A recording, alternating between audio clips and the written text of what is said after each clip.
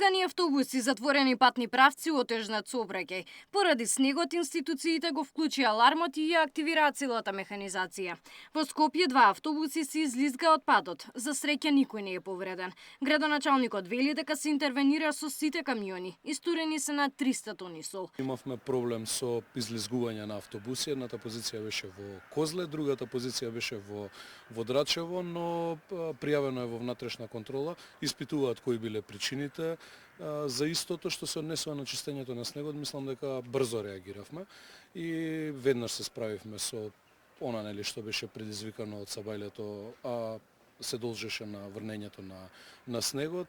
Околу 18 камиони беа во функција, булеварите веднаш беа исчистени и беа нормализирани. Имавме на Партизанска застој на една од лентите каде што СФС-те ги монтираа камерите и таму имавме одреден проблем, но го надминавме за брзо време. Иако утрово снегот беше буквално насекаде во Скопје, попладнево ситуацијата е поразлична. Улиците и главните булевари во Скопје се чисти, бидејќи Врзнив интервенираше целата механизација на град Скопје. Снегот остана само на дел од тротоарите. Денеска нема ниту една рурална средина која е затрупана со снег, тврди Ѓоргиевски. Нема во Скопје да има некое затрупано населено место, макар и да е тоа во порурална средина.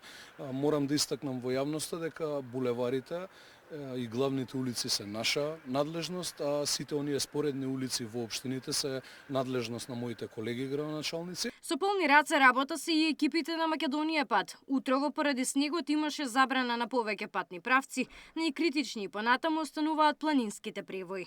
Моментално состојбата низ целата република е стабилна, сите патишта се проводни, онаму каде што имавме превентивни забрани ставени за тешки товарни возила веќе се отклонети и возилата може да се движат непречено. Целата механизација која што ја имаме на располагање беше ставена во погон. Повеќе од 200 возила беа вклучени, повеќе од 600 вработени. Сите буквално бевме излезени на терен за надминување на нова состојба. Од Центарот за управување со кризи до граѓаните со апел да се јават на 112 доколку имаат потреба, а сите кои живеат во високите предели да се обезбедат со доволно храна и намирници.